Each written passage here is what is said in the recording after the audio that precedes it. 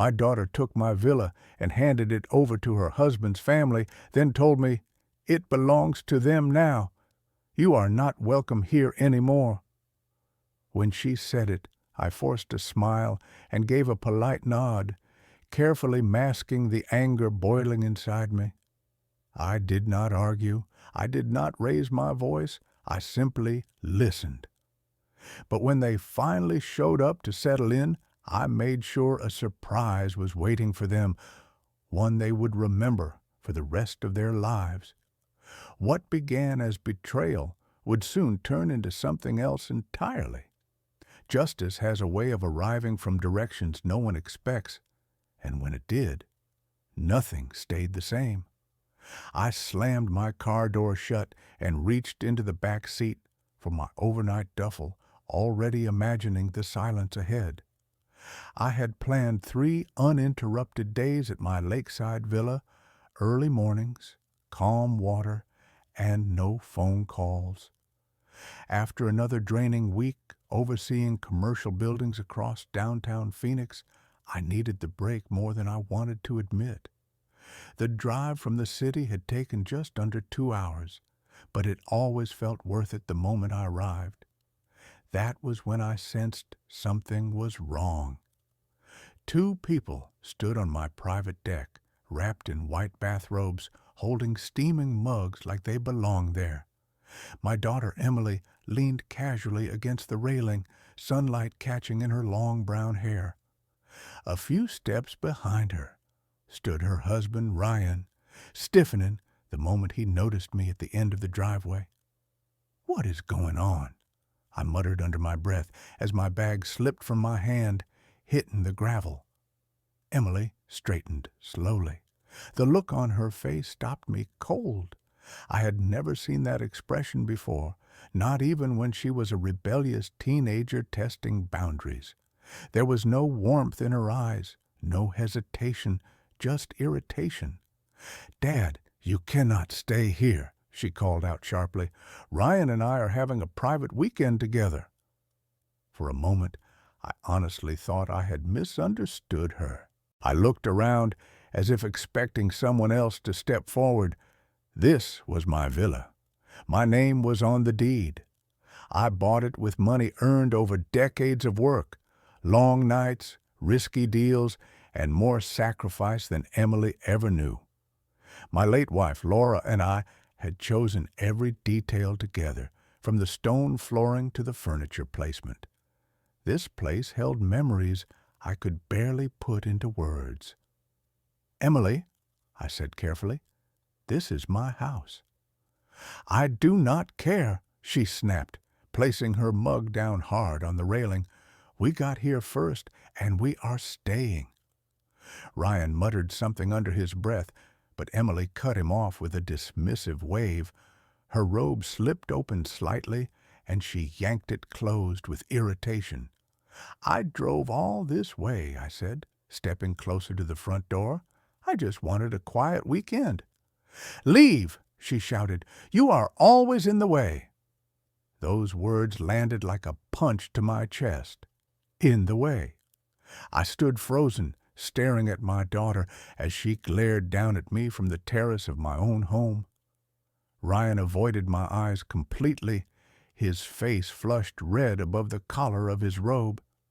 She was 28 years old, and she was treating me like a stranger trespassing on someone else's land.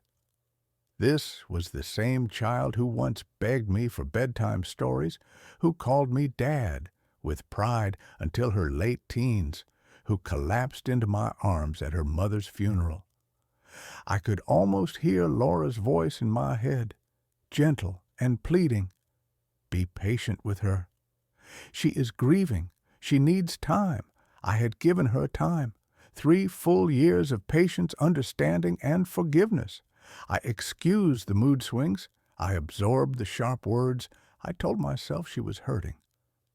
"And this is where it gets me," I whispered to myself. "Fine," I said aloud at last. "I will leave." The word tasted bitter. I bent down to retrieve my bag, my knees stiff with age. I was 62 years old, standing in my own driveway, being thrown out by my only child. Good, Emily called after me. Next time, call first. Call first to enter my own property. I walked back to my car slowly, each step heavy, as if I were retreating from a battle I never agreed to fight. Behind me, Emily's voice softened as she spoke to Ryan about dinner plans, already acting as if I no longer existed. The engine started smoothly. Solid engineering. Dependable. More than I could say for family. As I pulled away, I glanced in the rearview mirror. Emily and Ryan had already settled back into their chairs on the deck. She lifted her mug, not even looking at me. Whether it was a toast or a farewell, I could not tell. The long road back toward Phoenix stretched out in front of me, empty and quiet. I drove home feeling defeated, exactly as Laura once feared I would.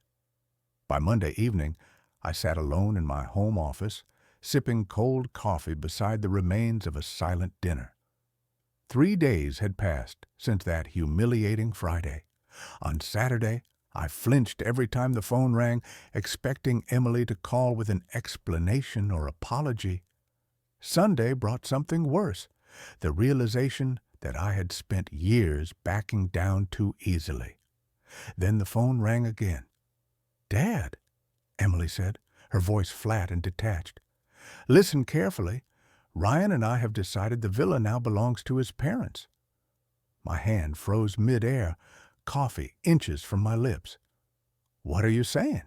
I asked slowly. "Emily, explain yourself."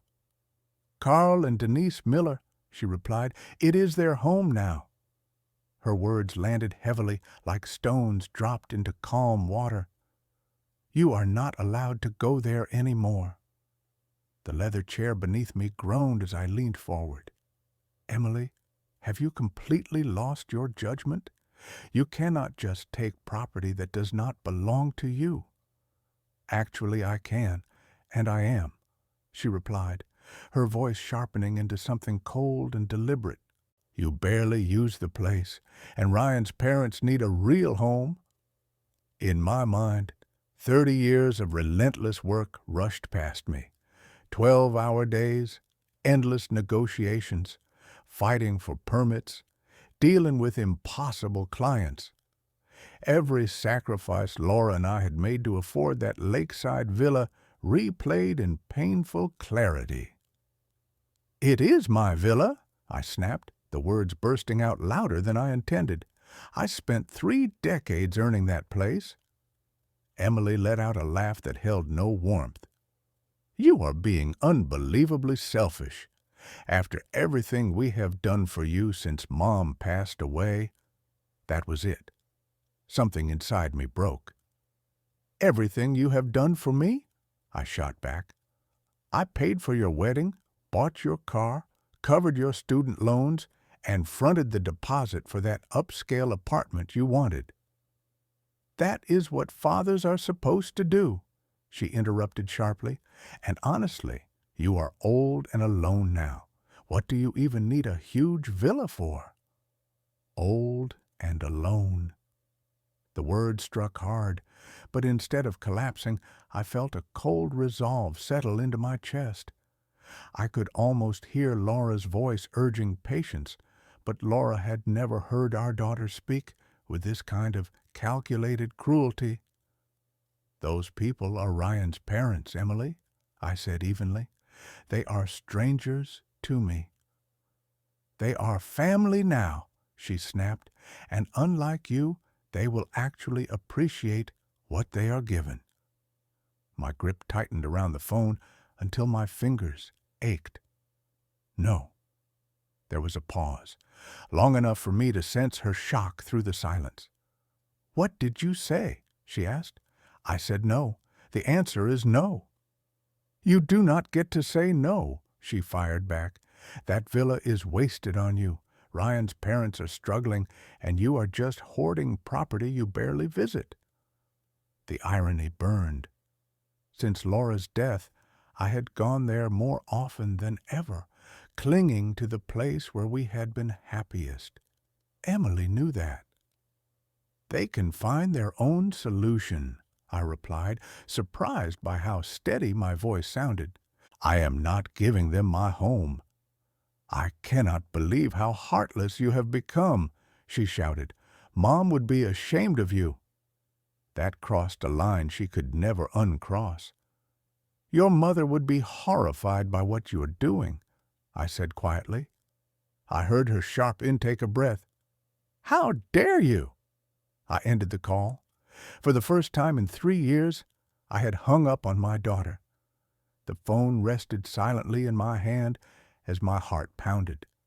Outside my window, evening traffic moved through Phoenix in its usual rhythm. But inside my study, something fundamental had shifted. The phone rang again immediately. Emily's name lit up the screen. I powered the phone off. Sleep did not come easily that night. I remained in my chair long past midnight, replaying every word of her demands. The silence around me felt different now, no longer peaceful, but charged with possibility. By morning, clarity arrived with the sunrise. On Tuesday, I brewed coffee, opened my laptop, and began researching property law with the same methodical focus that had built my construction business from nothing. Statutes, ownership rights, transfer requirements, rules I had learned decades earlier, but never imagined needing to defend myself against my own child. My phone buzzed repeatedly throughout the day. Dad, we need to talk about yesterday. Do not be stubborn about this. Ryan's parents are visiting the villa this weekend.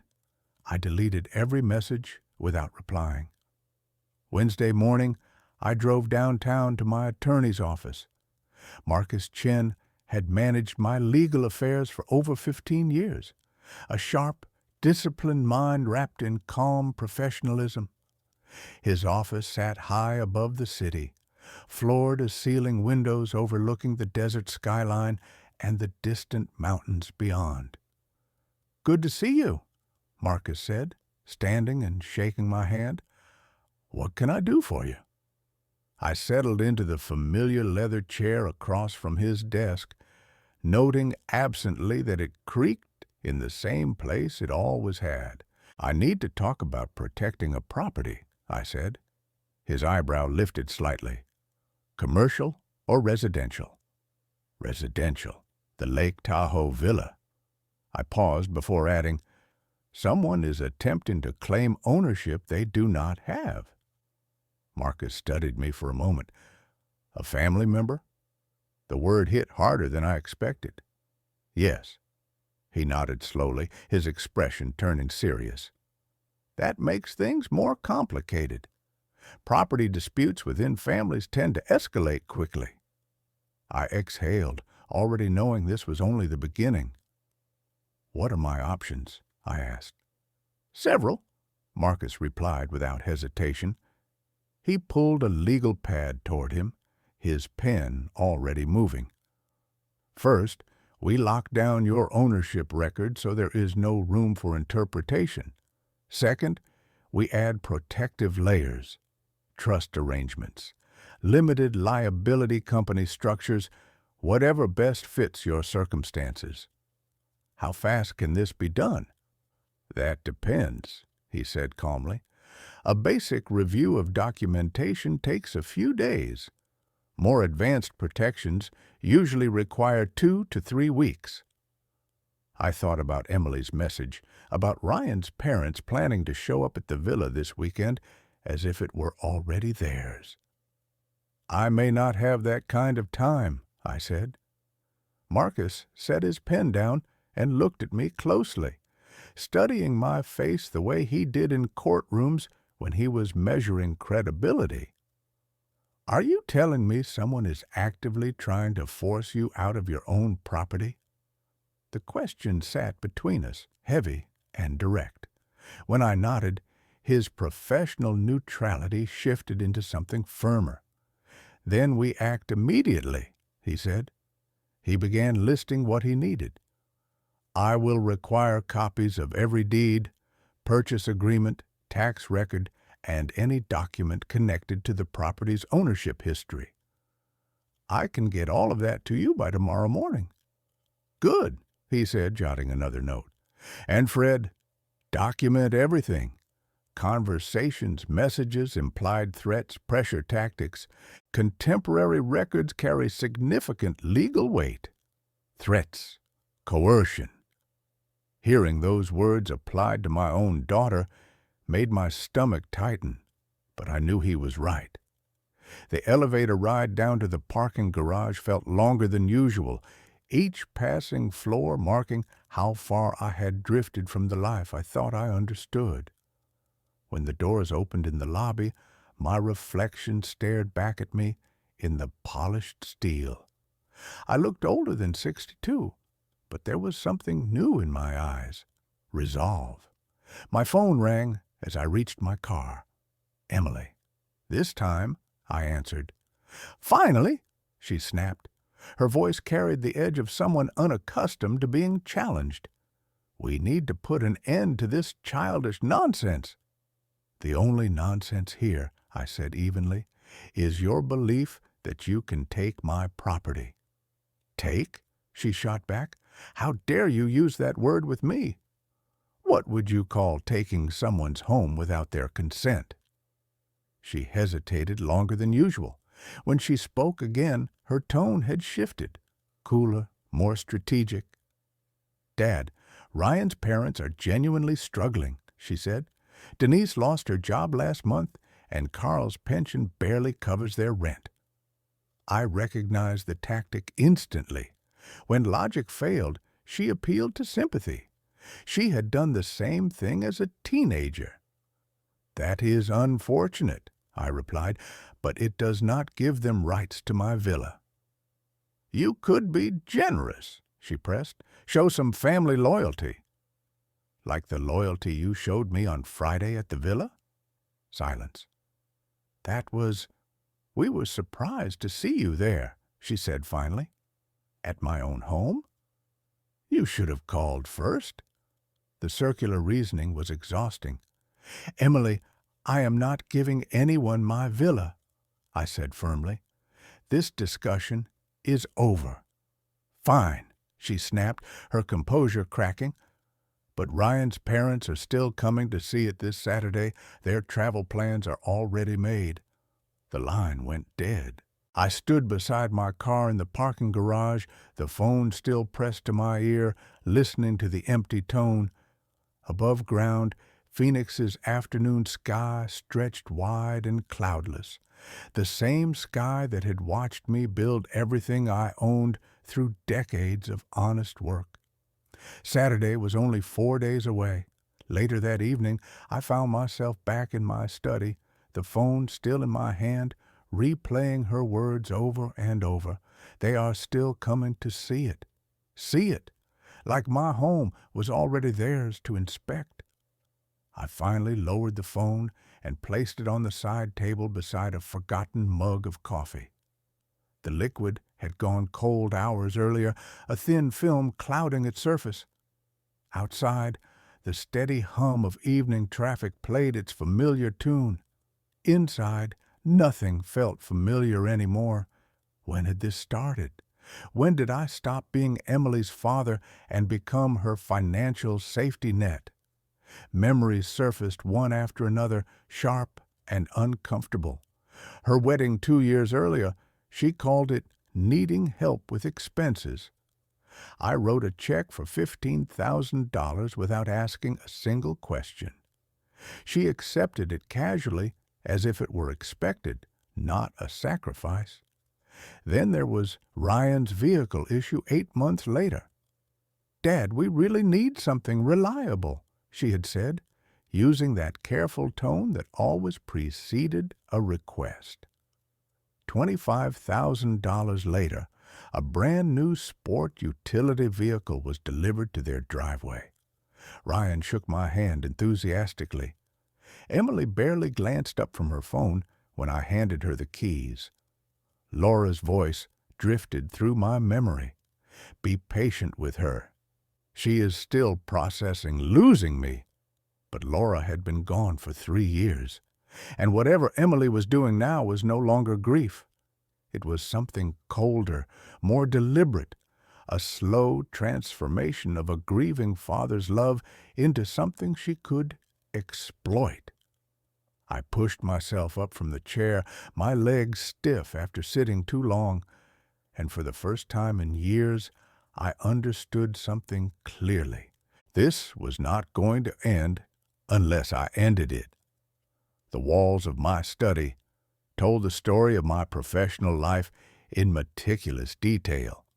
Framed awards, photographs with long-term clients, signed contracts from major construction developments, proof of decades spent building something solid through patience, negotiation, and strategy. Looking around that room, it was impossible to deny one thing. I had never been weak in business. So how had I allowed myself to become so passive at home? The answer sat directly in front of me, resting in a silver frame on my desk. Laura's photograph had been taken during our final trip to the villa. She was laughing, caught mid-moment, her silver-streaked hair glowing in the sunlight, reflecting off the lake. I stared at her face and felt the familiar tightening in my chest. Since her death 3 years earlier, I had agreed to every request Emily made, every favor, every check, every just this once. I told myself I was being supportive, that refusing her might push her away, that she was all the family I had left. But families do not steal from one another. Families do not weaponize grief for financial gain. Emily's graduate school alone had cost nearly $40,000 over 2 years. I paid every invoice without hesitation, even after she changed majors twice and extended the program. At first, she thanked me. Then the gratitude shortened into brief calls. Eventually, it disappeared entirely, unless she needed something else. Pattern recognition had made me successful in construction bidding and contract negotiations. Applying that same analytical lens to my daughter's behavior made the truth impossible to ignore. Each request grew larger. Each expression of appreciation grew smaller. Conversations became transactional. Emotional connection was replaced by expectation. I thought I had been a good father. In reality, I had trained her to see me as a resource instead of a person. The wall clock struck 8, the chime cutting sharply through the quiet room. Ryan's parents would arrive at my villa in 4 days, fully expecting to inspect a home I had spent 30 years earning. I imagined them arriving with measuring tapes and furniture catalogs, casually planning how to rearrange my life to suit their comfort. Laura's advice about patience had been wise when Emily was truly grieving. But grief does not last 3 years. Grief does not plan property theft. Grief does not hang up on a father after demanding he surrender his home to strangers. This was no longer grief. This was greed. I lifted Laura's photograph, studying her familiar smile. She had adored Emily, but she had also been the disciplinarian in our household. Laura would never have tolerated this level of entitlement, this complete dismissal of my dignity. "What would you want me to do?" I asked quietly. The answer came immediately, not in her voice, but in my own. Stop letting this happen. Sleep was impossible that night. I followed my usual routine: shower, brushing my teeth, flipping through the sports section from Sunday's paper. But when I lay down at 11 o'clock, my mind refused to slow. Instead of drifting off, I began counting days. Monday, Tuesday, Wednesday, Thursday, Friday, Saturday, Sunday, May 4th, 6 days. By midnight, I gave up on sleep entirely. Lying flat on my back with my hands folded behind my head, I stared at the ceiling and approached the situation the same way I had approached complex construction contracts for decades. Break it down, identify leverage points, map the timeline. Emily had made a critical mistake. She had given me a deadline. In 30 years of project management, I had learned one rule without exception. The party who reveals their timeline first usually loses the negotiation. Sunday, May 4th, meant she was working backward from something fixed, most likely Ryan's parents' lease expiration or moving schedule. At 12:47 in the morning, the framework of a solution began to take shape. This was no longer emotional. This was strategic. Every difficult client, every unreasonable demand, every contractor who tried to corner me for extra money had taught me the same lessons. Rule 1. Never negotiate from desperation. Emily believed I was desperate to preserve our relationship. That had been true for 3 years. But desperate men do not hang up on their daughters. Desperate men do not retain attorneys. Rule 2. Information wins leverage. Emily thought she knew everything about me, the grieving widower who could not say no. She had no idea I had already met with Marcus Chen. She did not know my documentation was being reviewed. Rule 3. Timing decides outcomes. From her perspective, 6 days was a rush. From mine, 6 days was more than enough. I thought back to Frank Reynolds, the developer who tried to bully me out of the Riverfront project in 2001. He used intimidation, threatened lawsuits, and spread rumors about my firm's stability. I let him believe it was working while quietly securing contracts with his largest subcontractors. When his timeline collapsed, I was ready with solutions at premium rates.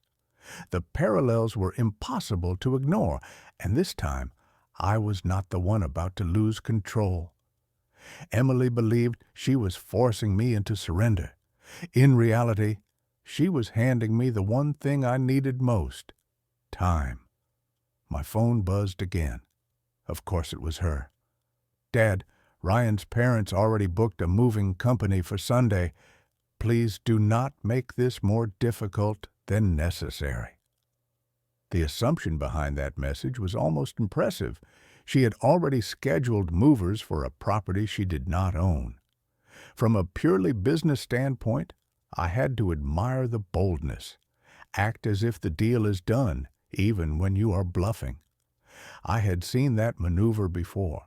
Back in 2003, a developer named Tony Castellanos walked into my office carrying architectural plans for renovations on a building he had not yet purchased. He spoke confidently, talked timelines, and behaved as if ownership were a formality.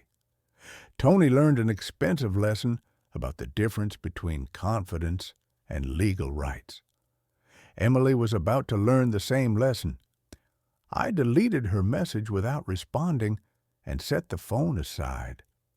My mind was fully engaged now, moving through options with the same disciplined process I had used to grow a modest contracting operation into a multi-million-dollar company. Resources, timeline, desired outcome, acceptable risk. Resources were not a problem. I had financial leverage, experienced legal counsel, 3 decades of professional relationships, and one critical advantage Emily knew nothing about: my neighbor Derek and his technical expertise.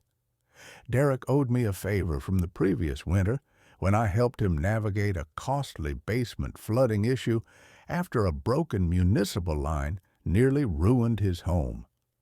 Timeline: 6 days total. Execution on Sunday. Desired outcome: a complete reversal of power, not just stopping Emily's attempted theft, but making it unmistakably clear that treating me like a helpless victim carried consequences. The clock on my desk read 1:23 in the morning when I finally smiled to myself in the dark. Laura used to tell me I had a ruthless side that surfaced only when someone pushed too far.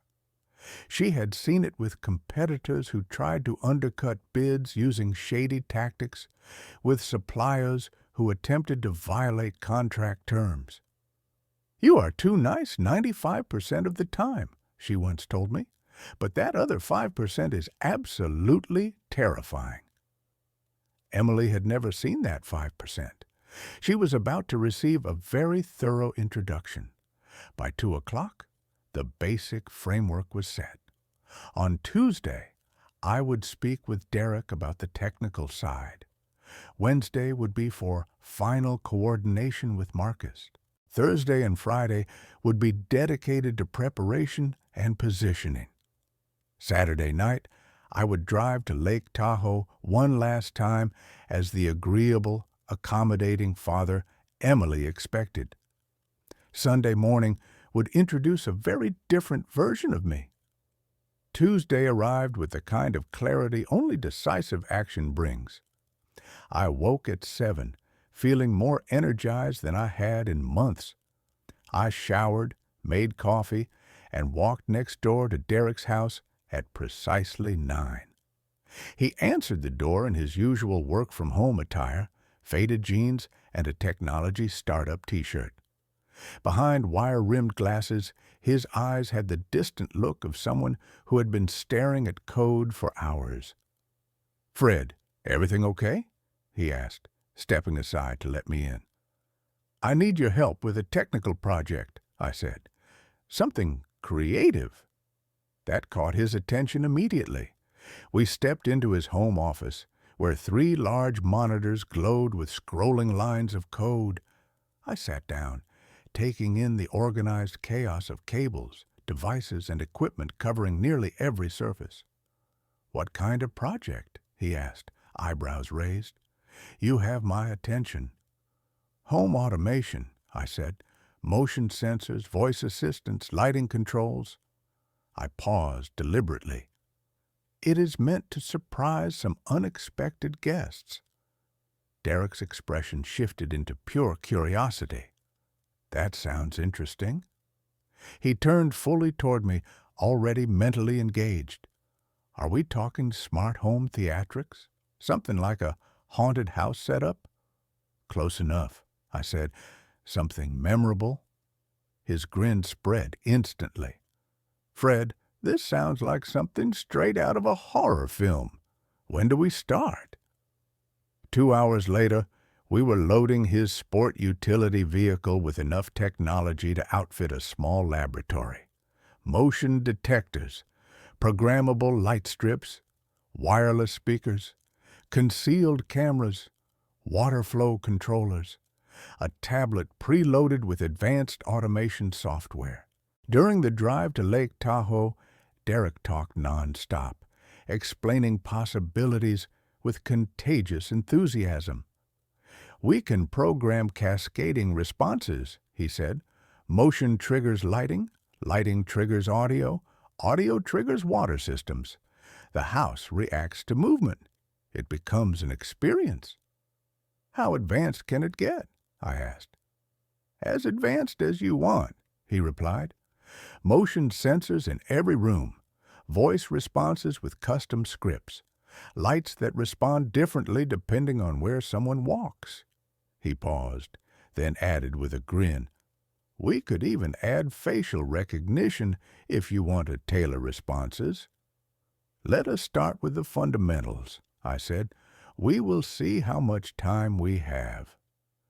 We pulled into the villa's driveway just after noon. Derek let out a low whistle as he stepped out of the vehicle. "This place is incredible," he said. "Your unexpected guests are going to have quite an introduction." As we carried equipment inside, it became immediately clear that Derek was in his element. He moved with focused precision, assessing angles, testing signal strength, and mapping sensor coverage with quiet confidence. And as I watched him work, I knew one thing for certain. Emily had no idea what was waiting for her. Within minutes, Derek had transformed from helpful neighbor into full-scale strategist. He walked through the villa once, scanning corners and doorways, then began mapping sensor placement with quiet confidence. Camera angles were identified almost instantly, and his tablet filled with diagrams and command sequences as his fingers moved across the screen. "Motion sensor here in the entryway," he said, attaching a small device near the doorframe, no larger than a smoke detector. The second someone walks in, the living room lights begin a strobing sequence, and the voice assistant announces, "You are not the owners of this house. Leave immediately." "And if they ignore it?" I asked. Derek's eyes lit up. "That is phase 2. Continued motion in the living room triggers every faucet and shower in the house to turn on at full pressure. At the same time, the voice prompts escalate." We worked steadily through the afternoon. Derek ran wiring discreetly behind baseboards, fine-tuned automation rules, and tested each component with the focus of someone who genuinely loved complex systems. I helped where I could, handing him tools, holding ladders, and watching in awe as the villa slowly transformed into something else entirely. "The best part," Derek said as he adjusted a concealed camera behind a bookshelf, "is that everything here is completely legal. Motion-activated lighting, voice assistance, automated plumbing. These are all standard smart home features. We are just using them creatively." By mid-afternoon, every room contained multiple motion sensors connected to lighting patterns Derek cheerfully described as deeply unsettling. The voice assistant was programmed with layered responses that grew more aggressive the longer movement continued. Water systems throughout the house would activate at unpredictable intervals once triggered. "Let us test it," Derek said, holding the tablet. "Walk into the living room." I stepped through the entryway. Instantly, the lights began flashing in a disorienting rhythm. The calm electronic voice filled the room. "This property belongs to Fred Martinez. You are trespassing. Leave immediately." Derek appeared beside me, grinning. "Keep moving." After half a minute of motion, every light in the villa erupted into a full strobe. The voice shifted. "Warning! Security system activated. Authorities have been notified. Vacate the premises now." At the same moment, the sound of rushing water echoed from the kitchen and bathrooms as faucets and showers roared to life. I could not help myself. I laughed. "That is incredible," I said. "Absolutely incredible." Derek shut down the sequence, clearly proud. "There is also battery backup, so they cannot just flip the main breaker. Everything is controlled remotely from your phone. You can watch the cameras, adjust responses, even trigger sequences manually." As we packed up tools, Derek finally asked the question that had clearly been burning in his mind. "So, when are these mystery guests showing up?" "Sunday morning." "And they have no idea this is coming?" I thought about Emily's message scheduling movers for my home. "Let us just say they are expecting to get very comfortable." Derek laughed loudly, the sound echoing through the empty villa. "Well, they are in for a memorable welcome." Wednesday morning, Derek arrived at my house at 8:30, arms full of additional equipment I had not seen before. His eyes were bright with the excitement of someone who had spent the night refining an already devious plan. "I had some ideas," he said, setting down a compact projector and a stack of speakers. "What if they try to shut off the main power?" It was the same concern that had kept me awake. "What are you thinking?" "Industrial battery backups," he replied, "hidden in the basement. Enough power to keep everything run for days." He grinned. "And I brought projectors for visual effects. Shadows, movement, psychological tricks. This is going to be legendary." The drive back to Lake Tahoe passed quickly as Derek explained his upgrades. Motion-triggered projections, hidden speakers whispering from unexpected locations, backup systems that would make the villa nearly impossible to neutralize. "Your guests," Derek said as we pulled into the driveway, "are going to think they walked into a haunted house movie." "Perfect," I said.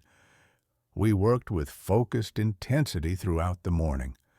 Derek mounted projectors in the main rooms, programming them to cast shifting shadows across walls and ceilings.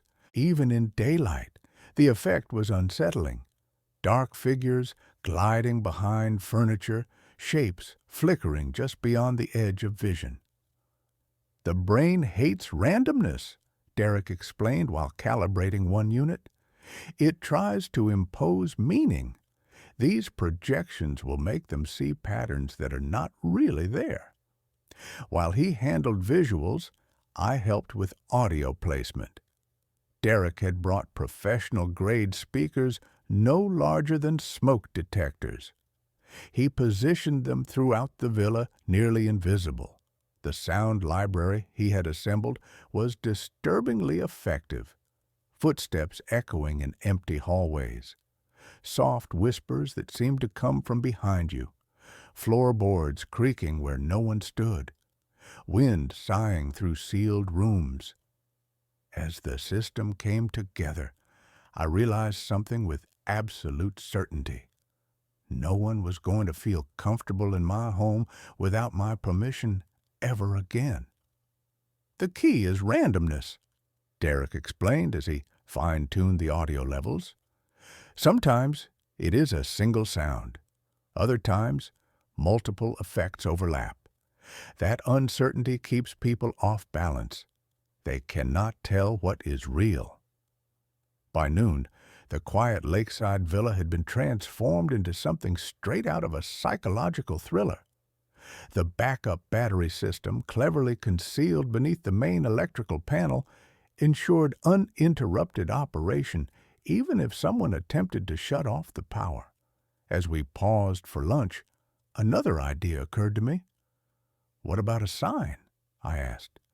"Something at the door, a warning that sets the tone before they even step inside." Derek's eyes lit up immediately. "That is perfect. Something like, 'Welcome to the house of the future. Enter at your own risk.' It sounds like a technology demonstration, not a threat." We spent the next hour designing the sign. It looked professional and intentional, mounted prominently on the front door. To a casual observer, it suggested an advanced smart home showcase.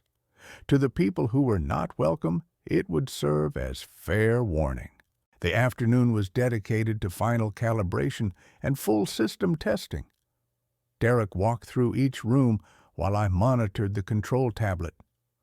"Motion detected in the entryway," he called out. "Lighting sequence engaged. Projection system active. Audio starting." The villa erupted into controlled chaos. Lights pulsed in disorienting patterns. Shadows slid across the walls as if something unseen were moving just out of sight. The voice assistant issued its stern warning about trespassing, while whispers drifted from empty corners. Water surged through faucets and showers across the house. "How long does the sequence run?" I asked. "As long as motion continues," Derek replied. "If they stop moving, it resets after 30 seconds and starts again. The system assumes anyone who stays inside is either authorized or stubborn." We tested every room, every hallway, every possible path through the villa. Motion sensors overlapped seamlessly. Projectors synchronized with sound cues. Backup power remained invisible but accessible. Nothing was left to chance. As evening approached, Derek finalized the smartphone interface.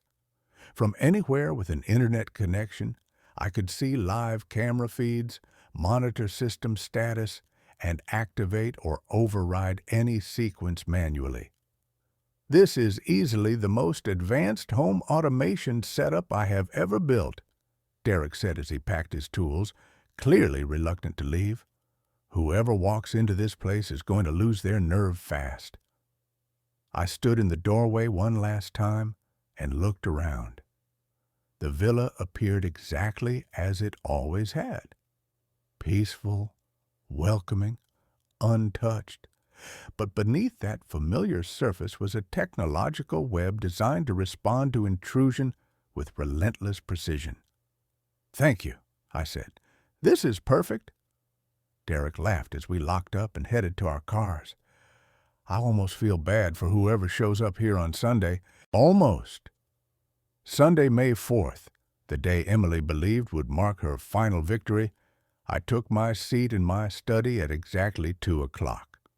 3 monitors glowed in front of me, each displaying live camera feeds from the villa. On screen, Lake Tahoe looked deceptively calm. Pine trees swayed gently. Sunlight danced across the water. There was no sign of the invisible system waiting beneath the villa's innocent exterior. My phone rested beside the keyboard, the home automation application open and ready, motion sensors armed, audio systems primed, lighting arrays programmed, water controls active, projection sequences loaded. Everything had tested flawlessly. At 2:28 in the afternoon, a dark blue minivan appeared on the approach road camera right on schedule. Emily had always been punctual. It had served her well in school, made her effective at manipulation, and now made her timing perfect for what was coming. "Exactly on time," I murmured, adjusting one monitor for a clearer view. The vehicle rolled confidently into my driveway as if the occupants already owned every inch of the property. Emily stepped out first, stretching casually, sunlight catching her hair as she surveyed what she clearly believed now belonged to her family. Ryan exited from the driver's side and immediately moved to help his parents unload luggage. Carl and Denise Miller looked just as I expected. Retirement age, slightly worn, but energized by the excitement of what they thought was a generous gift. Denise clutched a large purse and wore house slippers, already acting at home in someone else's space. They gathered at the back of the minivan, unloading suitcases and boxes with practiced efficiency. This was not a weekend visit. This was a full takeover, carried out with the confidence of people who believed resistance was impossible. Emily pointed toward the front entrance, speaking animatedly to her in-laws, and then, without hesitation, they walked straight toward my front door. "Carl, do something!" Denise screamed, her voice breaking with panic. "I do not understand what is happening," Carl replied, barely audible over the roar of running water and the violent strobing of lights. From my monitors, I could see exactly how Derek's programming was performing. The systems responded in perfect synchronization. Every frantic movement triggered additional layers, new audio warnings, more aggressive lighting, deeper visual distortions. The faster they moved, the more hostile the house became. Emily appeared on the hallway camera, her hair disheveled, the confidence she had carried into my driveway completely gone. "This is impossible," she shouted. "Houses do not do this." Ryan staggered behind her, clearly trying to think through the chaos. "Where is the electrical panel?" he yelled. "We have to shut this down." He had no idea how futile that effort was. Even if he located the breaker box, The industrial battery backups Derek had installed would keep everything running for days. The villa was now technologically self-sufficient, responsive only to my remote access. "Warning," the voice assistant announced again, calm and relentless. "Security protocols are active. Unauthorized occupants will be removed." Denise stumbled into the living room, her face pale and contorted with fear as projected shadows slid across the walls around her. "This place is haunted," she cried. "We have to leave." Just as Ryan reached the front door, the locking sequence activated. Derek had programmed a 30-second delay, short enough to remain legal, long enough to induce claustrophobic panic. Ryan pulled at the handle, then pulled harder. "The door will not open," he shouted. "What kind of system is this?" I watched silently as 4 people who had arrived with absolute confidence were reduced to frightened, confused intruders, trapped inside technology they could neither understand nor control. Emily, who had dismissed me as weak, pliable, and irrelevant, staggered through flashing lights while unseen speakers whispered from every direction. Ryan, who thought he could solve his parents' problems by giving away my property, could not even figure out a smart lock. The projection systems reached their programmed peak, every wall filled with moving figures that appeared to watch them, follow them, corner them. Combined with surround sound effects, footsteps echoing in empty halls, floorboards creaking, wind sighing through sealed rooms, the villa became a fully immersive nightmare. Carl collapsed into a chair, his face drained of color. "We need to get out of here, now." "I am trying," Ryan shouted back, still wrestling with the door controls. After exactly 6 hours, the automated sequence reached its crescendo.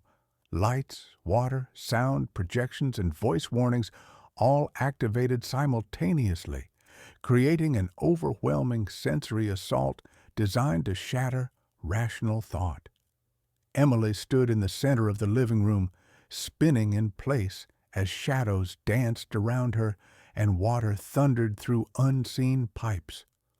The woman who had ordered me out of my own home now looked utterly lost, small, terrified, and powerless. As dawn light finally crept through the windows, the door locks disengaged. Ryan wrenched the front door open, and all 4 of them fled the villa in complete psychological defeat, stumbling toward the driveway as if escaping a burning building. As they reached the minivan, my phone began to ring. Emily. At exactly 7:30 in the morning, the ringtone cut through the quiet of my study. Her name glowed on the screen. I allowed myself a small smile before answering, carefully shaping my voice into one of calm concern. "Emily, good morning, sweetheart," I said. "How was your night at the villa?" Her response shattered the silence like breaking glass. "What did you do, you sick, twisted old man?" she screamed. Her voice trembled with hysteria and exhaustion. "Denise and Carl are traumatized. They can barely function." I adjusted my tone, sounding genuinely puzzled. "Emily, what are you talking about? What happened?" "Do not you dare pretend you do not know," she shouted. "The house went insane, lights flashing everywhere, water pouring from every faucet, voices screaming at us to leave." Interesting. Derek's system had exceeded expectations. "That sounds absolutely terrifying," I replied, letting real concern soften my voice. "Did you call someone for help?" "We called the police," she snapped. "They showed up around 6 this morning. They searched everything, found nothing wrong. They said it was probably a technical malfunction." Perfect. That was the beauty of smart home technology. Completely legal, entirely deniable. Well, I said calmly, I am glad they did not find anything dangerous. Dangerous? Emily screamed so loudly I had to pull the phone away from my ear. We did not sleep for 8 hours. Carl collapsed twice. Denise has not stopped crying. I made sympathetic sounds. I am truly sorry you went through something so frightening. These modern electronic systems can behave very unpredictably. Stop mocking us, she pleaded, her voice cracking. This was not random, and you know it. Emily, I replied evenly, I am concerned about you. You sound extremely stressed. And for the first time since this began, the balance of power was no longer hers. I let a brief pause stretch out, then added with carefully measured innocence, maybe the house just does not like strangers staying there. Silence followed. 10 full seconds passed. When Emily finally spoke again, her voice had dropped to a low, dangerous whisper. I know this was you. Somehow, some way you orchestrated every part of that nightmare. Me? I chuckled softly. Emily, I was in San Diego all night. How exactly would I control a house 200 miles away? Have you decided I am some kind of secret technology expert now? Of course, Derek was the expert, but there was no reason to educate her on my advantages. Sweetheart, I continued gently, I can barely operate my television remote. You have teased me about that for years. Her breathing turned uneven as she struggled with the impossibility of proving what she believed. The police said everything was functioning normally when they arrived. There you go, I said calmly. Probably a power surge or some kind of system glitch. A power surge that lasted 8 hours? She snapped. That produced voices and moving shadows? I softened my tone deliberately. Emily, are you sure some of this was not stress-induced? High anxiety can cause very vivid hallucinations. Hallucinations, she shouted. All 4 of us hallucinated the same thing at the same time. Group hysteria is a documented psychological phenomenon, I replied evenly. A broken sob came through the line. For 3 years, I had been the one making desperate calls, begging for patience, being brushed aside. Hearing her unravel now carried a symmetry that was impossible to ignore. We are never going back, she declared, trying to force strength into her trembling voice. Never. The villa is yours. We want nothing to do with that cursed place. That sounds like a wise decision, I said mildly. Some homes develop personalities when their boundaries are violated. You cannot get away with this, she hissed. We will prove it was you. Prove what exactly? I asked calmly. That you experienced a bad night involving what law enforcement classified as a technical malfunction? She said nothing. When she finally spoke again, her voice sounded hollow, stripped of confidence. I underestimated you. You underestimated many things, I replied. This is not over. Actually, I said quietly, I believe it is. You asked for a night at my villa, and you got one. I hope the experience was educational. The call ended. I leaned back in my leather chair and placed the phone carefully on my desk, beside the glowing monitors showing the now empty villa. Decades in construction had taught me that the most effective solutions were often the simplest. Emily had tried to take my home through emotional manipulation and psychological pressure. I had responded with patience, preparation, and superior leverage. The phone rang again almost immediately. Emily's name lit up the screen. I turned the phone off. Tuesday morning delivered exactly what I had anticipated. Through the villa's camera system, I watched a rental truck pull into the driveway at 10 o'clock sharp. Ryan stepped out, carrying a toolbox and wearing the confidence of a man who believed changing a few locks would solve everything. From my study in San Diego, I observed as he approached the front door with a hired locksmith. The locksmith's skepticism was obvious even before he examined the hardware Derek had installed. Within half an hour, both men stood inside the entryway, visibly confused. "These are not standard locks," the locksmith said, his voice clearly captured by the audio feed. "They are part of an integrated smart home security system, biometric access, wireless controls, backup power." Ryan frowned. "Can you replace them anyway?" "Not without reprogramming the entire network," the locksmith replied, already packing his tools. "That is outside my scope. You would need a home automation specialist." And there was only one such specialist within 200 miles who knew that system inside and out. Derek Collins. After the locksmith left, Ryan stood alone in my entryway, shoulders slumped. I watched as he kicked the doorframe in frustration, then climbed back into the truck for the long drive home.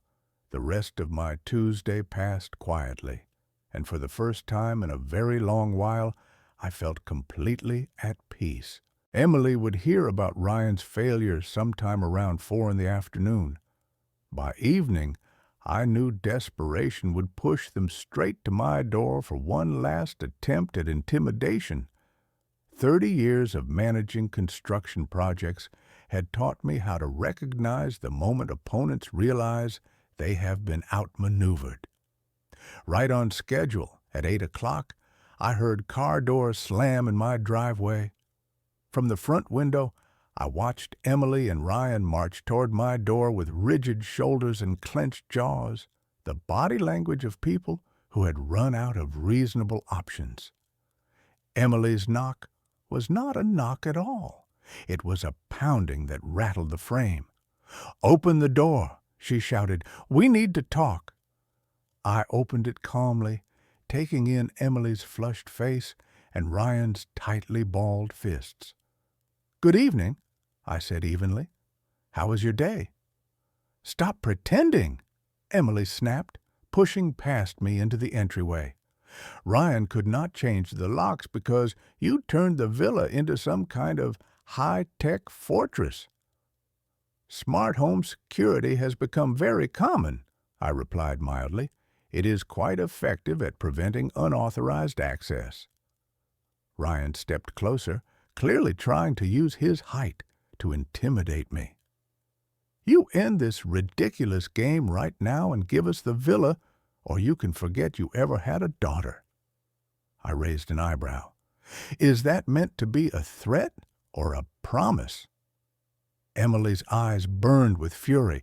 "We will prove what you did in court. We will sue you for harassment, emotional distress, everything we can think of." "On what grounds?" I asked calmly. "A police report that found no illegal activity."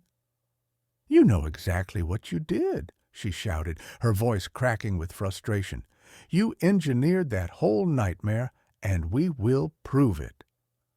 I leaned casually against the doorframe. "Prove that you experienced what the authorities classified as a technical malfunction?" I gave a small shrug.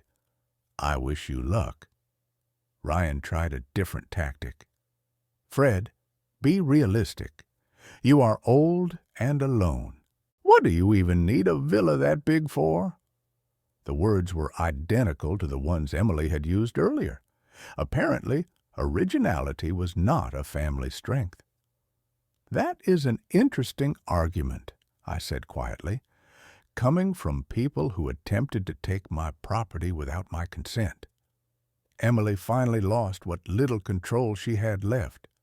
"Fine," she snapped. "You want to play hardball? You will never see your grandchildren. When I have children, they will never know you exist. You will die alone and forgotten, just like Mom." 3 years earlier, invoking Laura's memory would have shattered me. It would have reduced me to apologies and bargaining. Now, it only confirmed what I already understood about my daughter's character. "You seem very comfortable weaponizing your mother's memory," I said evenly, "much like you were comfortable giving away my home without asking." "This is not over," Emily screamed. "We will destroy you. We will ruin your reputation. By the time we are finished, you will regret not giving us the villa." Ryan nodded aggressively. "She is right. We have connections. We will make your life miserable." I studied them both with clinical detachment. Emily, the child I had sacrificed for, now threatening me because I refused to surrender my life's work. Ryan, the son-in-law I had welcomed, promising retaliation because his parents failed to steal my home. "Are you finished?" I asked. Emily stepped closer, her face twisted with malice. "We are just getting started. You have no idea what we are capable of." Actually, I did. Their capabilities extended to manipulation, coercion, and emotional cruelty. They had already deployed every weapon they possessed, and none of it had worked. More importantly, they had just given me all the justification I needed for what came next. "Well," I said quietly, "I suppose we will see who is more capable." Something in my tone made Ryan step back. Emily hesitated, perhaps sensing that her threats had triggered something she could not undo. "We are leaving," she said abruptly, trying to regain control. "But this is not over." "Actually," I replied as I watched them retreat toward their car, "I believe it is." I closed the door and returned to my study, where Laura's photograph rested on my desk. I looked at her smile for a long moment. Tomorrow, I would make several phone calls. Marcus Chen first. Then a few other professional contacts who understood leverage, documentation, and finality. Emily believed she understood conflict. She was about to learn the difference between tactics and strategy. Wednesday morning arrived exactly as planned. At 10 o'clock, I sat inside Bradley Walsh's conference room, watching Emily and Ryan enter with the aggressive confidence of people who believed they still held the advantage. Bradley, my notary for over 15 years, had prepared everything precisely according to my instructions the night before. Legal documents lay neatly arranged across the polished table, orderly, undeniable, and final. Emily took the chair directly across from me, her jaw clenched. "All right, Dad," she said coldly. "We are here to settle this villa situation once and for all," Emily said coldly. Ryan positioned himself beside her, arms folded across his chest, in what he clearly believed was an intimidating stance. Along the far wall, Carl and Denise Miller sat stiffly in their chairs, their expressions a mix of fragile hope and lingering trauma from what they had endured at the villa on Sunday. "I appreciate everyone making the time to be here," I said evenly. "Bradley has some important information to go over." Emily's eyes narrowed. "Enough with the formalities. We want the villa transferred to Ryan's parents immediately. No more delays, no more games." "I am afraid that will not be possible," I replied. Ryan leaned forward aggressively. "Nothing is impossible if you just sign the paperwork. We have been patient long enough." "You are mistaken," I said calmly. I turned slightly toward Bradley. Bradley cleared his throat and spoke with practiced precision. "Mr. Martinez no longer owns the Lake Tahoe villa." The silence that followed was absolute. Emily's face drained of color. "What does that even mean?" she demanded. Bradley opened the top folder on the table. On Monday morning, Mr. Martinez legally transferred ownership of the Lake Tahoe property to the Second Chance Foundation for Homeless Assistance. The transfer has been finalized, recorded, and is fully irreversible. Emily's voice cracked sharply. That is impossible. You had no right. I had every legal right to transfer property that belonged to me, I said quietly. All documentation has been properly executed. Ryan's posture collapsed. But we had an understanding. Emily said the villa was ours. Bradley did not waver. Mr. Martinez can only transfer property he legally owns. The foundation now owns the villa. Emily shot to her feet, her chair scraping loudly against the floor. You cannot do this. We need that villa. You attempted to take it, I said calmly. I found a more appropriate resolution. Denise's voice trembled. What does this mean for us? Where are we supposed to live? You will need to make other arrangements, I replied, just as you expected me to do when you tried to force me out of my own home. Emily's hand shook as she gripped the edge of the table. This is pure spite, revenge. This is justice, I said, meeting her gaze, and it is permanent. Ryan's face had gone pale as the financial reality hit him. Our future depended on that villa. It was supposed to fix everything. Then you should have asked permission before making those plans.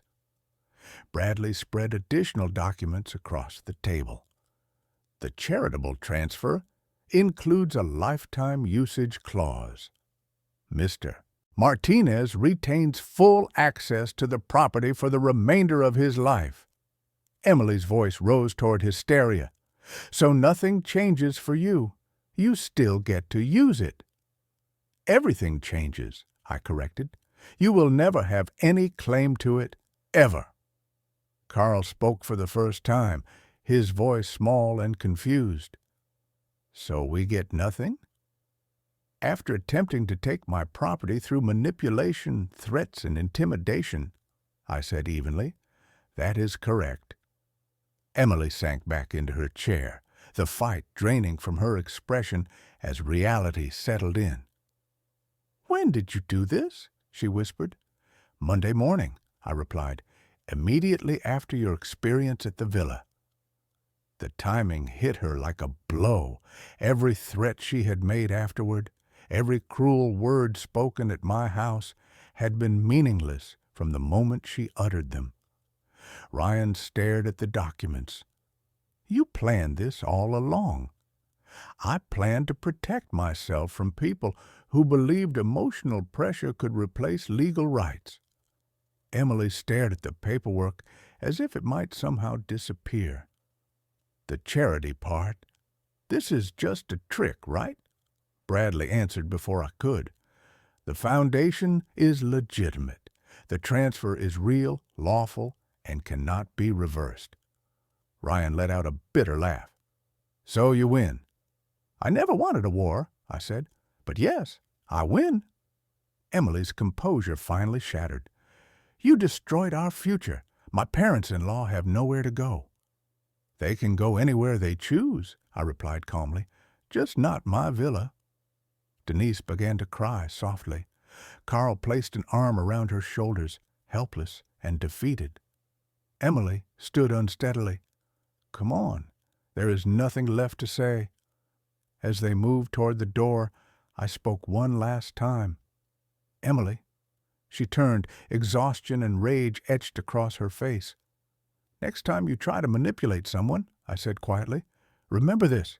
Experience beats emotional terrorism every single time. The door closed behind them with a soft click. Bradley and I sat in silence, surrounded by documents that had ended a battle I never wanted to fight.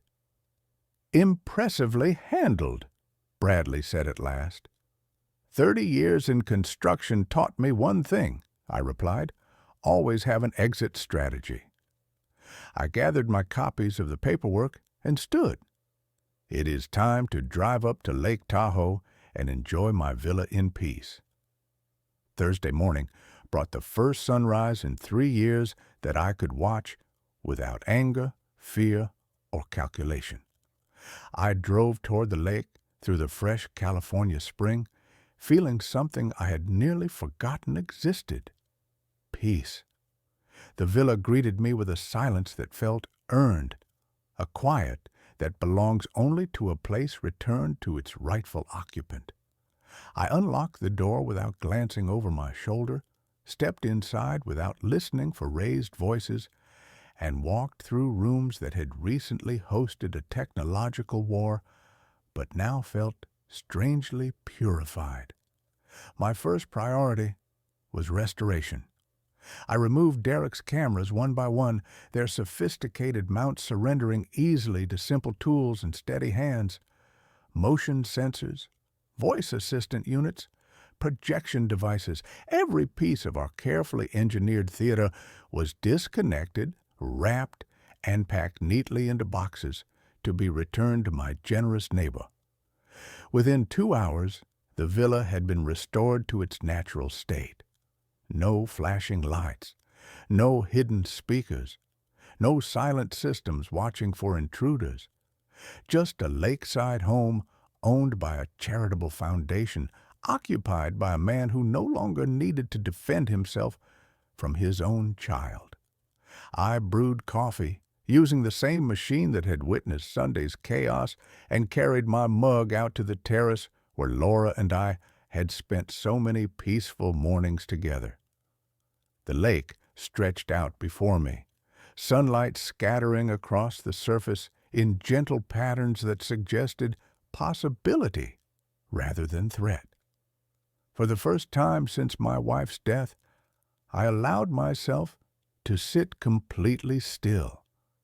The change inside me felt profound. 3 years earlier, I had been a broken widower who confused love with surrender, kindness with weakness, and loyalty with enduring abuse. The man who had built a construction empire from nothing had somehow forgotten how to defend his own boundaries. Laura's voice returned to me, but this time it sounded clear, no longer distorted by grief or guilt. "Be patient with Emily," she had said. "She is processing her loss."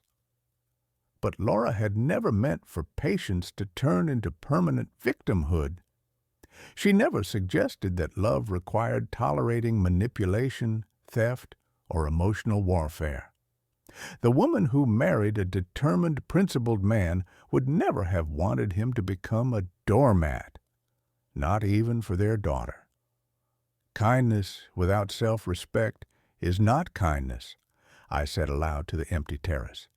It is weakness pretending to be virtue. The mountains surrounding the lake stood firm, as if in agreement. Nature respected boundaries. Water stayed within its shorelines. Mountains held their ground. Seasons changed according to their own rules, indifferent to human demands. Emily had spent 3 years testing my limits, and I had taught her through my own behavior that those limits could be pushed, erased, ignored.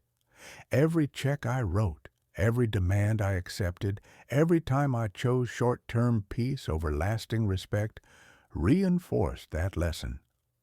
The technological revenge had been satisfying, yes, but it was never the real victory. The real victory was quieter and permanent. Learning to say no, understanding that self-protection is not cruelty, but health. Accepting that some relationships cannot survive once genuine boundaries are introduced. My phone had been silent for 24 hours. No angry messages from Emily. No threats from Ryan. No frantic attempts to undo the charitable transfer. They had finally understood what I had already learned in Bradley's office. The war was over, but their defeat mattered far less than my recovery. The grieving widower who mistook exploitation for love no longer existed. In his place sat a man who remembered his own worth, who understood that true kindness requires strength, not submission. Laura would have been proud, not necessarily of the revenge, but of the self-respect, of the man who finally remembered that protecting himself was an act of love. Love for her memory, love for his own dignity, love for the possibility that relationships rooted in mutual respect might still exist somewhere ahead. The afternoon sun warmed my face as I finished my coffee and reflected on the strange arithmetic of family.